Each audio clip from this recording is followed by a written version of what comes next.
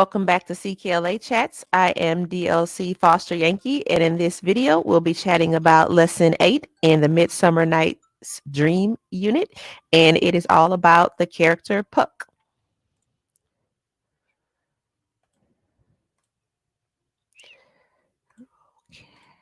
Right. So Lesson 8 is divided into 4 components that make up the 90-minute ELA block, and we'll talk more about those in depth throughout this video. The first component we're going to take a look at is a character warm-up for the character Puck, which will take 20 minutes. For this component, students are divided into groups of 5, and each group is given a different image of Puck and 5 sticky notes.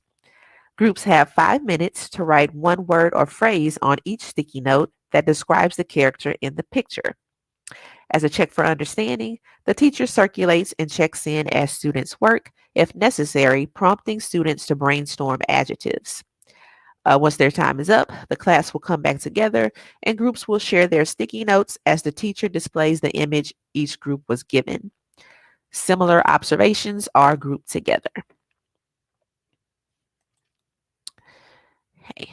Then the teacher projects the images of Puck and asks students what they know about this character based on the similarities in these interpretations, reminding them that many interpretations can be correct as long as they are grounded in the text. Then the teacher tells students that as they read about Puck today, they should try to find text that supports the interpretations of the images they viewed and that may have inspired the artists. So basically, why is it that different people have interpreted Puck this way? What do we see in the reading that supports these interpretations? Hey, then they move on to the next component, a summary of Act 2, Scene 1B. Students will turn to the summary of Act 2, Scene 1B in their reader, read the narrative adaptation silently, and then complete activity page 8.1, which is the character organizer for Oberon and Puck. Once they have completed that, the answers are reviewed as a class.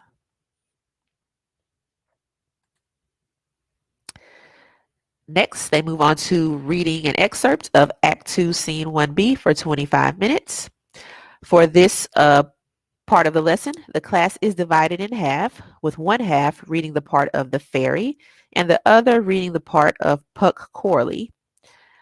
The groups stand in 2 lines facing each other, read their parts chorally, and stamp their feet at the end of each line to emphasize the rhyme. After the first reading, students sit and reread the excerpt individually, either silently or very quietly to themselves. The teacher tells students that as they read, they should number all the actions attributed to Puck, and of course, underline words and phrases they do not understand. As a check for understanding, the teacher circulates to discuss unknown words and phrases and checks in with students who have not underlined any words and phrases to discuss common misunderstandings. And then to wrap up this component, the teacher has some discussion questions to pose, which are listed on the screen there. I believe when they get to the question that asks, how many pranks can you identify in this passage, the teacher lists those on the board, the ones that the students are able to identify. Right, moving on to the next part of the lesson, writing 21st Century Puck for 30 minutes.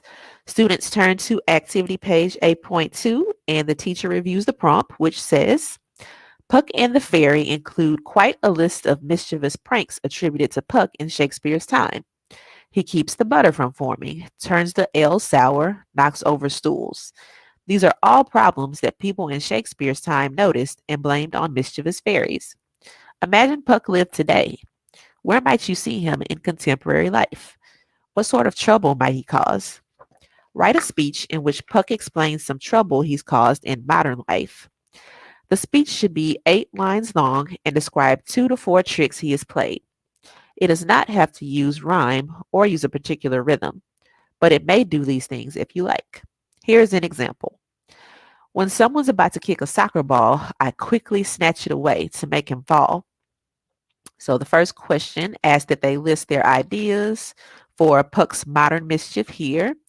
And together the class will make a list of some of the qualities that define Puck's mischief as described in the day's reading.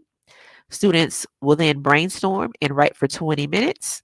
When they are finished, some students will perform their speeches in character, and if time permits, they not only read their speeches, but also enter and exit the way they think Puck might. All right, and that concludes lesson 8, all about Puck. Thanks for watching, and I'll see you on the next video.